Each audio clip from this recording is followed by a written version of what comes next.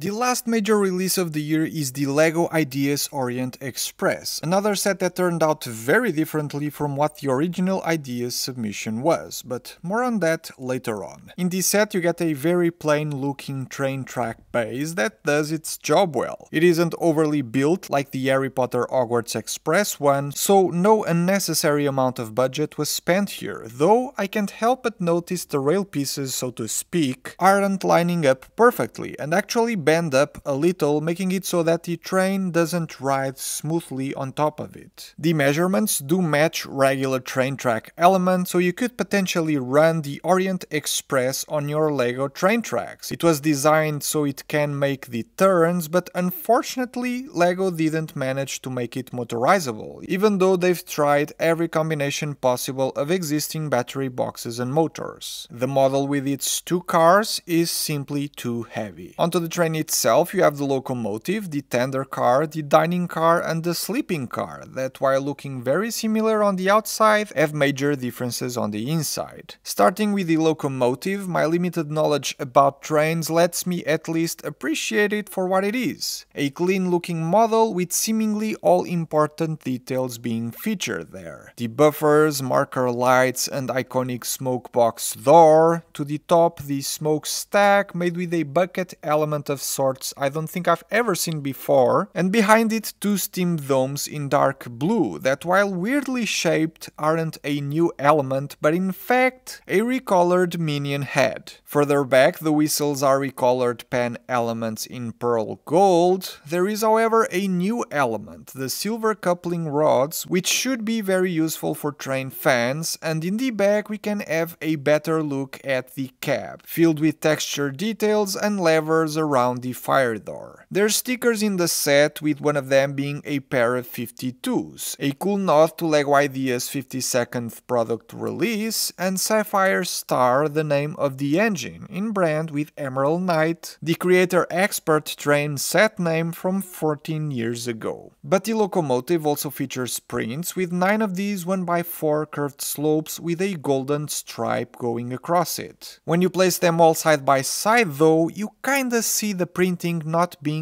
up to the highest LEGO standards, as some, if not most of the lines are actually bending and not perfectly straight, which is a big miss from quality control, I think. I also noticed that when running the engine on tracks, whether the brick-built ones provided with the set or the actual LEGO pre-molded ones, the driving wheel sometimes gets stuck, and I can't for the life of me understand why. Pretty sure I built the model correctly and the pieces and axles are loose enough for unrestricted movement, so unless you're pushing the engine really hard against the surface, this will happen. The tender makes a great job of giving the impression of being stacked with coal, with the piece choices at the top. You can actually lift these, revealing a lot of empty space inside for maybe people try their hands at motorizing the whole thing, as this here has plenty of space for LEGO battery boxes. There's fair amounts of detail front and back. The whole build was quite interesting, with plenty of studs not on top techniques and the sliding middle wheel so that the tender can run on LEGO train track curves without derailing was kinda cool to figure out. The tender connects to the locomotive with this ball joint assembly like so, but now it's time to show the cars. They're very long, with each one being slightly bigger than the locomotive and tender together. They are 8 studs wide, which allows a lot more interior detail when compared to previous LEGO trains, and on the outside they look exactly the same, apart from a single printed element and a door featured on the back end of the restaurant car, while every other passage is completely open. All doors have golden stickers, similar to the ones from the locomotive, but every other detail is actually printed.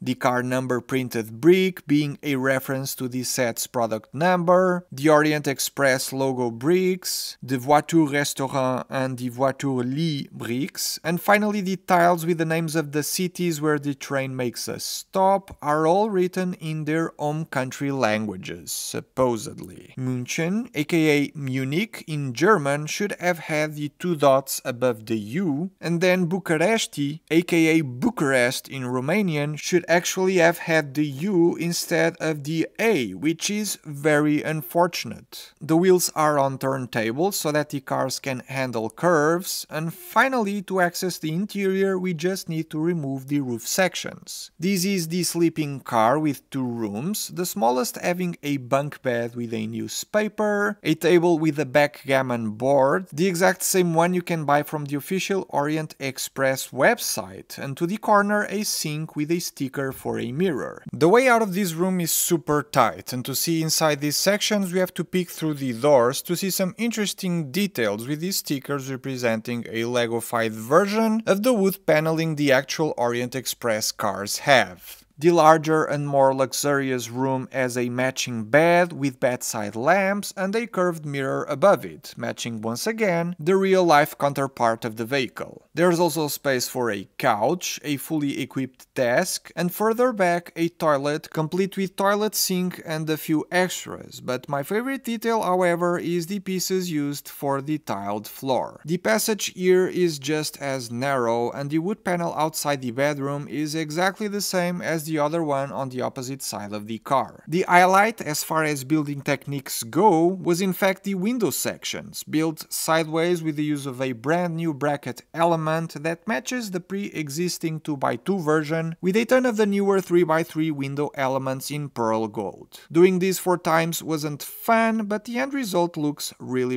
good. The restaurant car is accessed in the exact same way and features 2 dining tables ready to serve meals and a bar at the corner with a few bottles and items to prepare some beverages. There's another Lego-fied version of a decorative piece of the train, another mirror behind the bottles of the bar, 2 more wood panels by the tables with Lego versions of Lego botanical elements, and again we need to peek through the doors to be able to see these extra decorative stickers. The set wouldn't be complete without minifigures, and any similarities between these and characters from Agatha Christie's Murder on the Orient Express is pure coincidence, as Lego doesn't own the rights. 8 minifigures in total, with the staff including the train conductor, the train driver, the railway station manager and the waiter. On the passenger side of things there's a writer, a scientist, a duchess and a film director, referencing the fan designer of the set, who is also a film director. On top of the handheld items everyone has, there's also this luggage cart with a box containing a few coins, and a chest with 2 crystals and a fossilized mosquito. Don't really get it, but I'm all for dinosaur movie references. I can't really deny it, the model actually looks beautiful, but when compared to the idea's submission there's clear differences, namely the dark green engine. Since Lego was handling this with an IP partner, that means there's a lot more stakeholders having a say about a model such as these, and what eventually was decided was that the focus should be on the luxurious aspect of traveling with the Orient Express, meaning the car number went from the single 1 to 2 in the final model, and that the engine, that throughout the years changed many times and was never a specific model, changed from being the French Pacific steam locomotive to be turned into a generic dark blue steam locomotive, matching the iconic dark blue color scheme of the actual Orient Express cars. So train fans hoping for a highly specific and detailed locomotive got a simple and generic engine instead, so understandably have reasons to be unhappy. But at the end of the day, that's what working with Lego ideas and IP partners means for the product. Compromises need to be made so that all stakeholders are happy with the outcome. I'm not a train guy, so I'm not too bothered with the changes, but the quality control on this one is concerning. The misaligned printed curve slopes are an issue, the wheels getting stuck or the misspelled city names are far bigger problems in my eyes, not to mention the price that at $300 for a little over 2,500 pieces feels a bit too much and not the types of deals we usually see from Lego Ideas products. I'd wait for a discount if I were you, it's great but not that amazing of a model, though for train fans there's really not a whole lot of options in the